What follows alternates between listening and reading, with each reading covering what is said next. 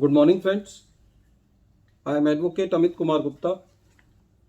अपने income tax के cases की सीरीज़ में आज जो केस हम लोग डिस्कस करेंगे उस केस का नाम है Surat district cooperative milk producers union limited versus DCIT 2021 131 Taxmann 317। Friends, TDS के प्रोविजंस इतने हार्श हैं कि यदि आप TDS आपने नहीं डिडक्ट किया और डिडक्ट करने के बाद यदि आपने पे नहीं किया तो एक एसएससी को इतने सारे कॉन्सिक्वेंसेस का सामना करना पड़ता है कि उसकी सारी इनकम जो है वाइप आउट हो जाती है। यदि आपने TDS का डिफ़ॉल्ट किया तो आपको इंटरेस्ट पे करना पड़ता है। आप जब रिटर्न लेट फाइल करते हैं तो उसकी 234E की पेनल्टी पे करनी पड़ती है। डिपार्टमेंट TDS टाइम पे ना जमा करने की आपके ऊपर पेनल्टी लगा सकता है। यदि आपने TDS टाइम पे नहीं जमा किया और आप एक फ्रीक्वेंट आपके पार्ट पे डिले हो जाता है तो डिपार्टमेंट आपके ऊपर प्रोसिक्यूशन कर सकता है। और यदि आपने अपने टैक्स को किसी भी वजह से ड्यू डेट तक जमा नहीं किया है तो उसका 30% भी सेक्शन 40A के अंदर आपके इनकम में एड बैक कर दिया जाता है। एक गलती की इतनी सारी सज़ा हैं TDS के प्रोविज़न्स के अंदर कि एक एसएससी के लिए बहुत भारी है TDS के प्रोविज़न्स को कंप्लाई करना। बहरहाल इस केस में एसएससी जो है वो एक कोऑपरेटिव सोसाइटी है जिसका मिल्क का काम है। एसएससी ने रेंट पे किया और उस रेंट के ऊपर TDS का डिफ़ॉल्ट हुआ, जिसकी वजह से असेसिंग ऑफिसर ने सेक्शन 40A के अंदर एसएससी का डिसअलाउंस कर दिया। एसएससी का ये कहना था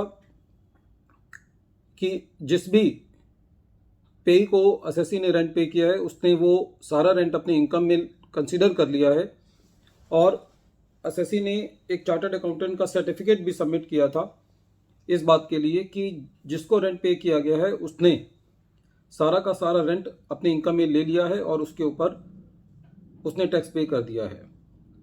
ये एक लीगल प्रोविज़न भी है कि यदि हम जिस आदमी को हम इनकम पे कर रहे हैं यदि वो अपनी इनकम में उसको ले लेता है और एक चार्टर्ड अकाउंटेंट का सर्टिफिकेट सबमिट कर देता है तो सेक्शन 40A की डिडक्शन नहीं बनती।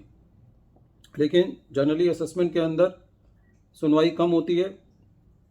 इसी तरीके से इस केस में असेसिंग ऑफिसर ने रेंट का 40A के अंदर एसएससी का एडिशन कर दिया।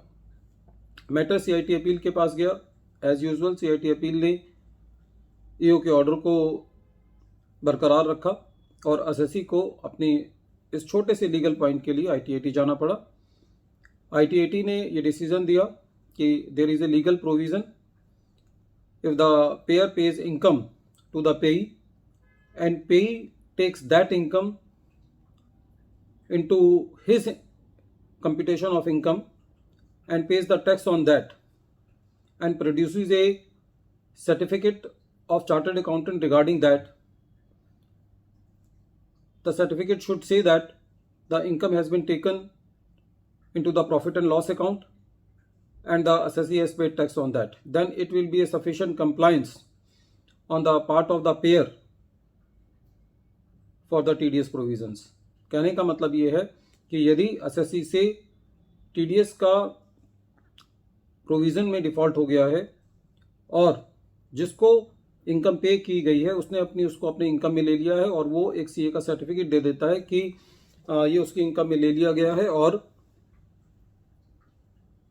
टैक्स पे कर दिया गया है उसके ऊपर, तो जो पेयर है जिसने इनकम पे की है उसके ऊपर सेक्शन 40A के अंदर जो 30% का डिडक्शन है वो नहीं किया जाएगा।